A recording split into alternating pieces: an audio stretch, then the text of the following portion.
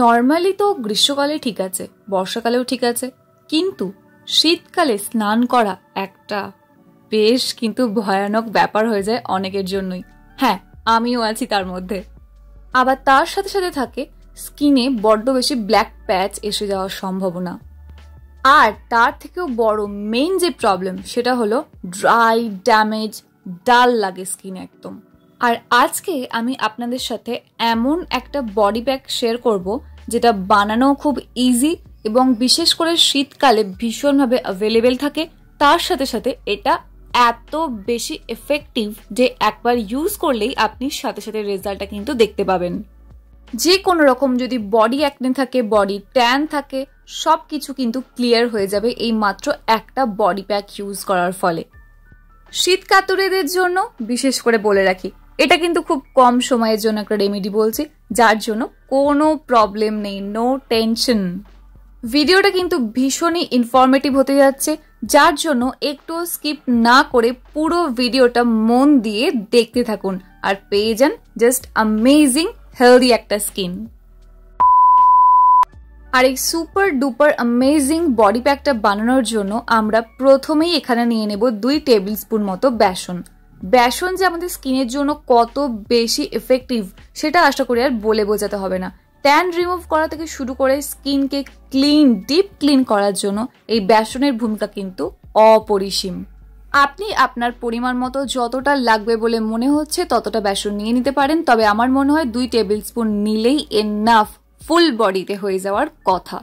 আর বেসন কিন্তু স্কিনকে নারিশমেন্টও দেয়। পরিমাণ মতো বেসন অ্যাড করে নেওয়ার পর নেক্সট আমরা কিন্তু এখানে একটা ম্যাজিক্যাল ইনগ্রেডিয়েন্ট অ্যাড করব। সেটা হলো হাফ টিস্পুন বা 1 টিস্পুন আপনি নিতে পারেন, যেটা আপনার ইচ্ছা, পরিমাণ মতো কাস্তুরি হলদি।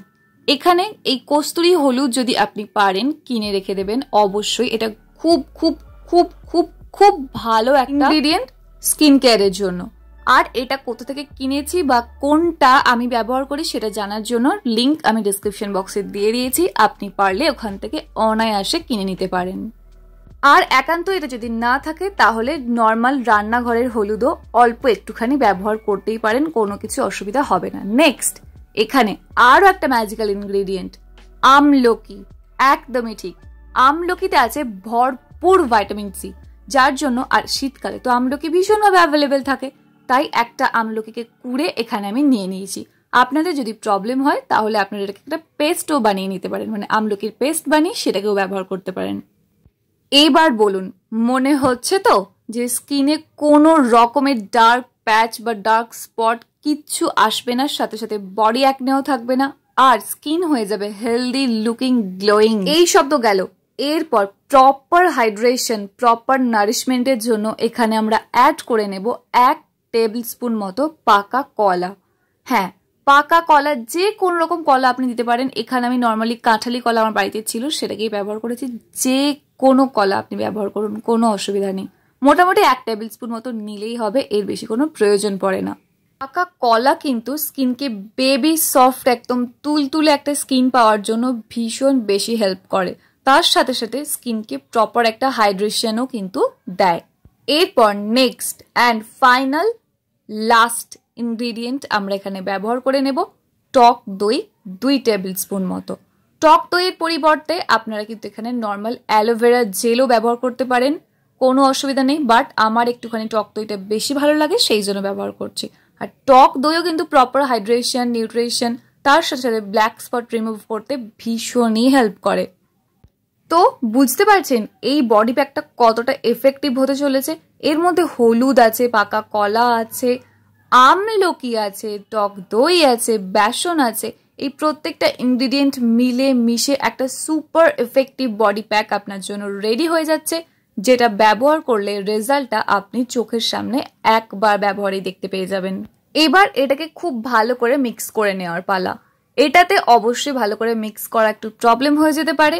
যদি মনে করেন অল্প একটুখানি জল অবশ্যই অ্যাড করতে পারেন, আর যদি মনে করেন জল অ্যাড করবেন না তাহলে তো সব থেকে ভালো হয়। তাহলে কি করবেন, আরও একটু বেশি করে টক দই দিয়ে দেবেন, কোনো অসুবিধা নেই। বাট আমি এত বেশি টক দই স্কিন কেয়ারের জন্য ইউজ করে ফেলি, যার ফলে খাওয়ার সময় টক দই কম পড়ে যায়, যার জন্য আমি বকা খাই, সেই জন্য আজকে আমি আর বেশি করে টক দই দিইনি, জল দিয়ে ব্যাপারটাকে ম্যানেজ করে নিয়েছি।